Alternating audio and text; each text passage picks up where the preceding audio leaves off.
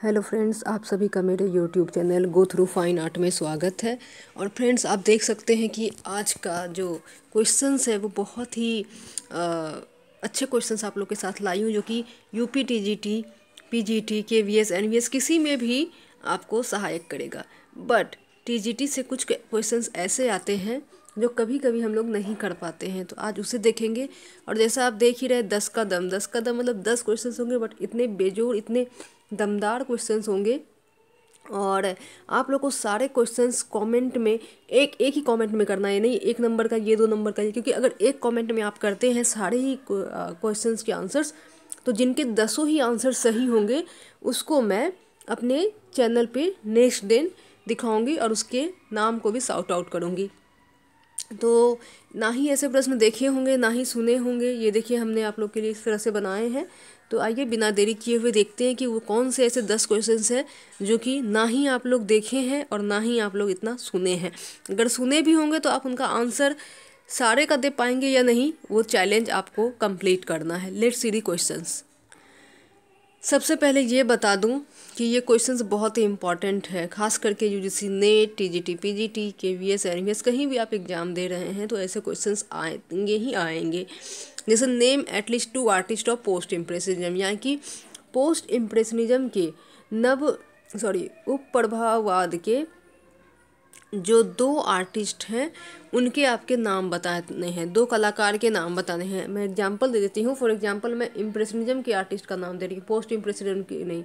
जैसे कि इम्प्रेशनिज्म में आप लोग को मालूम है कि क्लाउड मोने जो है इम्प्रेशनिज्म के आर्टिस्ट हैं। साथ ही साथ आप लोग को मालूम होगा कि अगस्टस रेनार जो हैं वो भी आपके इम्प्रेशनिज्म के आर्टिस्ट हैं। तो ये 2 आर्टिस्ट हमने आप लोग को बता दिए हैं, राइट। अब ये आप लिख सकते हैं, अगर आपको नहीं आता है तो क्लाउड मोने और अगस्टस रेनार, ये दोनों ही इम्प्रेशनिज्म के आर्टिस्ट हैं। बट आपको क्या बताना है? आपको बताना है कि पोस्ट इम्प्रेशनिज्म के आर्टिस्ट कौन है। 2 आर्टिस्ट के नाम आपको बताने हैं, कमेंट करके बताइए। नेक्स्ट है टेस्ट सीरीज है,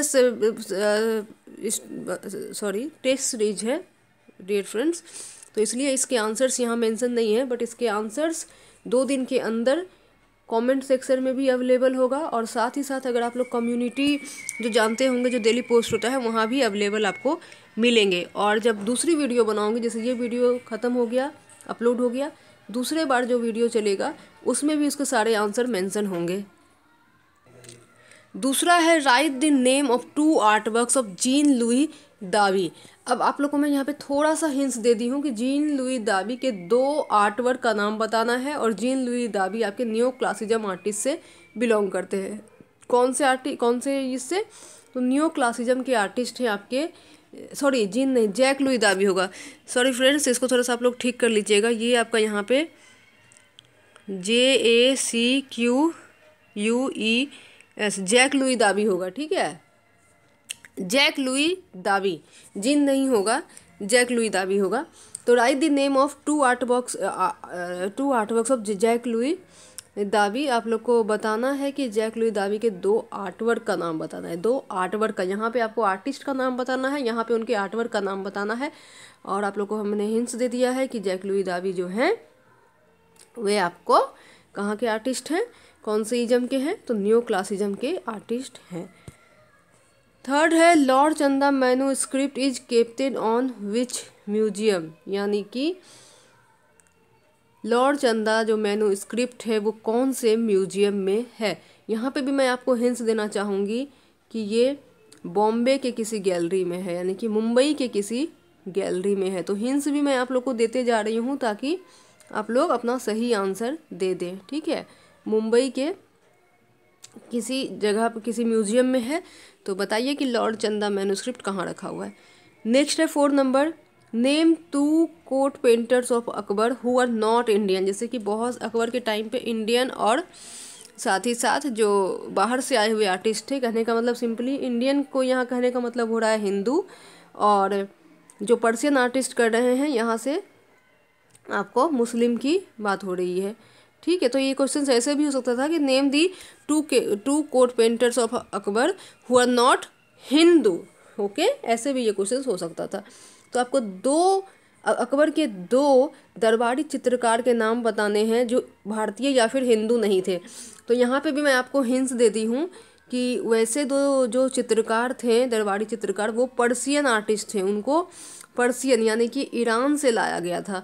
तो वो 2 आर्टिस्ट के नाम बताइए कि कौन है। आई थिंक ये क्वेश्चन इजी होगा, ये बहुत बार KVS, NVS, DSSB, UP, TGT, VGT किसी भी क्वेश्चंस में, किसी भी एग्जाम में और किसी भी इंटरव्यू में भी पूछा जा सकता है अगर आप मिनिएचर रिलेटेड काम करते हो तो। नेक्स्ट है 5 number, Padshahnama is the biography of. अगर आप लोग को पता हो तो मैं बता दूं कि अकबर के टाइम पे बहुत सारी बायोग्राफी बनाया गया था। तो उसमें से एक पादशाहनामा, जैसे कि जहांगीरनामा है, तूतीनामा है। तूतीनामा अकबर के काल का नहीं है, वो 14वीं सेंचुरी की एक अलग ही स्टोरी है। बट तूतीनामा है, पादशाहनामा है, अनवरी सुहेली है, जहांगीरनामा है, फिर आपका शाहनामा है। तो काफ़ी सारी बायोग्राफी लिखा गया था। इवन अकबरनामा है, ठीक है। तो आपको ये बताना है कि फिर आपका हमजानामा है, रजमनामा है, ये सारे ही जो बायोग्राफी थे मुग़ल के टाइम पे हुआ था। तो पादशाहनामा किसके ऊपर, किनके जीवनी के ऊपर बनाया गया है, उनका आपको नाम बताना है। अकबर होगा, शाहजहाँ होगा, जहांगीर होगा, कौन सा होगा। नेक्स्ट है आपका मुरक्का इज ऑल्सो नोन एज। मुरक्का को किस नाम से जाना जाता है। मुरक्का जो है आप लोग का, जब आप मैन्युस्क्रिप्ट या फिर जो भी आप मिनिएचर करते हैं, मुग़ल के टाइम पे मुरक्का का बहुत उपयोग हुआ था। तो उसका नाम बताना है कि मुरक्का इज ऑल्सो नोन एज। सारे आंसर्स 1 से 10 तक कोशिश करें कि एक ही कमेंट में करें। उससे क्या होगा, अगर आप सारे आंसर्स 10 सही करते हैं तो मैं नेक्स्ट दिन जब वीडियो बनाऊंगी तो वहाँ पे आपके नाम और आपके आंसर्स भी हो सकता है, अगर सारे सही और अच्छे से लिखे होंगे तो मैं ज़रूर मेंशन करूँगी। तो देखते हैं कितने लोग सही आंसर देते हैं। मैं उसमें से 10 जो सबसे पहले 10 लोग सही आंसर, गलत आंसर का कोई भी यहाँ पे इवैल्यूएशन नहीं होगा, जो सारे ही 10 आंसर का सही जवाब सबसे पहले देंगे उनका नाम मैं शाउट आउट करूँगी और दिखाऊँगी। और आप लोग भी जज कर लीजिएगा कि आपकी तैयारी कैसी है, आप कितने पानी में हैं, आपको कितने क्वेश्चंस याद है, कितने भूले हैं, ठीक है। तो ये भी समझ में आ जाएगा, इसलिए मैंने इसको टेस्ट सीरीज में रखी हूँ। और ये 10 का दम सीरीज अभी थोड़े दिन मैं चलाऊँगी, एक दिन कुछ नया पढ़ा दूँगी और एक दिन टेस्ट सीरीज कर देंगे। तो ये भी समझ में आ जाएगा कि आपको क्या आता है क्या नहीं आता है। 7 नंबर है, where is the British library and metropolitan museum. यानी कि आपको बताना है कि where is the British library, British library कहाँ है और उसके साथ ही साथ मेट्रोपॉलिटन म्यूजियम कहाँ है ये भी बताना। मैं एक एग्जांपल दे दूँ, for example museum of fine arts, museum of fine arts ये कहाँ है, ठीक है। तो मैं आप लोग को बता दूँ कि म्यूजियम ऑफ फाइन आर्ट्स जो है आपका बोस्टन में है। कहाँ है museum of fine arts, Boston में है। उसी तरह से यहाँ पे आप लोग को बताना है कि ब्रिटिश लाइब्रेरी कहाँ है और मेट्रोपॉलिटन म्यूजियम कहाँ है। शॉर्ट फॉर्म में हम लोग मोमा तो और भी हो जाएगा, metropolitan of museum art, but metropolitan कहाँ है बताना, ये दोनों का आंसर कीजिए।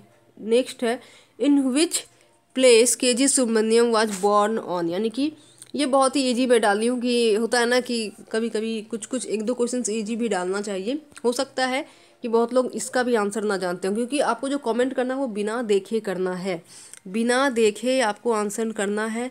प्लीज़ यहाँ पे चीटिंग मत कीजिएगा। आपको जितने आंसर आते हैं आप उतने ही दीजिएगा, अगर 2 आते हैं तो 2 ही दीजिएगा, कोई बात नहीं है, बट बिना देखे करें, क्योंकि यहाँ पे आपका एग्ज़ाम नहीं हो रहा है।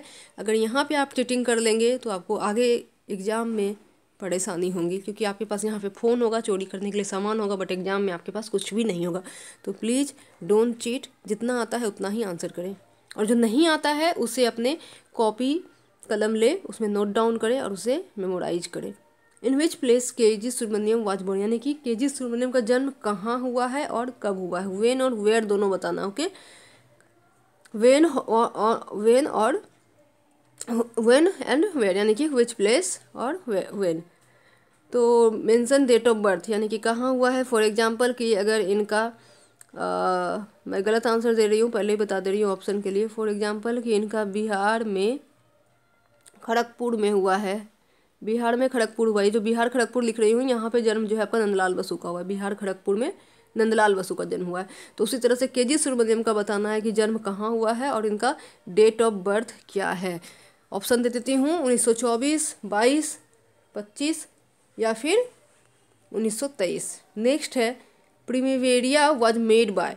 तो प्रिमिवेरिया जो है आपका, मैं सबसे पहले तो ये बता दूं कि ये इंडियन आर्ट या मॉडर्न आर्ट नहीं है, ये आपका वेस्टर्न आर्ट से क्वेश्चंस की हूँ। ठीक है, ये क्वेश्चंस आपका वेस्टर्न आर्ट से की हूँ, और ये जो है आपका रेनेसा के बाद का कोई आर्ट है। ये मैं इतना नहीं बताऊंगी, थोड़ा सा हिंस दे दी हूँ। तो आपको ये बताना है कि प्राइमेरिया वाज मेड बाय, प्राइमेरिया किसने बनाया है, प्राइमेवेरा किसने बनाया है, right the name of artist and period, यानी कि सबसे पहले तो ये किन्होंने बनाया उस आर्टिस्ट का नाम मेंशन करना है, एंड देन आप उसको पीरियड भी बताना है कि ये कौन से पीरियड से बिलोंग करता है। फिर आपको ये भी बताना है कि ये कौन से पीरियड से बिलोंग करते हैं, जैसे कि रेनेसा से बिलोंग करते हैं, या फिर बरोक से करते हैं, या रोकोको से करते हैं, या फिर आपका ये जो भी पीरियड से बिलोंग करते हैं ये मेंशन करना है। नेक्स्ट है Gautam Buddha was born on, Gautam Buddha का जो जन्म हुआ था वो कहाँ हुआ था, ये आप लोग को बताना है। तो ये आज आप लोग का 10 का दम था। आई एम श्योर कि आपको ये वीडियो पसंद आई होंगी। फ्रेंड्स, अगर पसंद आई हैं तो प्लीज़ लाइक करें, और दोस्तों के साथ शेयर करना बहुत ज़रूरी। आप अपने फेसबुक पे अपने जो भी अकाउंट है अगर वहाँ शेयर करना चाहें तो वहाँ भी शेयर कर सकते हैं। और फिर से यही कहूँगी कि प्लीज़ एक सिंगल कमेंट में सारे क्वेश्चंस का आंसर दें। कोई भी क्वेरीज हो, कोई भी प्रॉब्लम हो तो आप हमसे बेहिचक कमेंट में जुड़ सकते हैं। और अगर आप हमसे पर्सनली बात करना चाहते हैं तो उसके लिए भी मैंने एक ऑप्शन आप लोग के लिए ओपन की हूँ, वो मैं आप लोग को दिखा देती हूँ कि वो ऑप्शन है क्या। सबसे पहले तो देखिए, ये जो कम्युनिटी है इसको बीच बीच में आप लोग चेक करते रहिए। यहाँ पे मैं सारे आंसर दूंगी, ठीक है, यहाँ पे मैं सारे आंसर दूंगी। जैसा देख सकते हैं हर दिन कुछ ना कुछ पोस्ट करती हूँ, जो भी वीडियो बनाती हूँ उसका लिंक और उसके थंबनेल यहाँ भी ऐड कर देती हूँ। तो कम्युनिटी को आप लोग ज़रूर फॉलो कीजिएगा, देखिएगा, तो इसमें आपको इस क्वेश्चन जो आज वीडियो बनाई उसके सारे आंसर्स आपको मिल जाएंगे। अब मैं बताने वाली थी कि आप मेरे साथ कैसे जुड़ेंगे। तो आप मेरे साथ बहुत ही ईजिली जुड़ सकते हैं। उसके लिए आपको कुछ भी नहीं करना है। देखिए यहाँ पे हमने एक ज्वाइन बटन को ऐड किए हैं, तो इस ज्वाइन बटन पे आपको क्लिक करना है। आप क्लिक किए और यहाँ पे देखिए 119 का जो है एक मेंबरशिप है, 119 का एक मेंबरशिप है।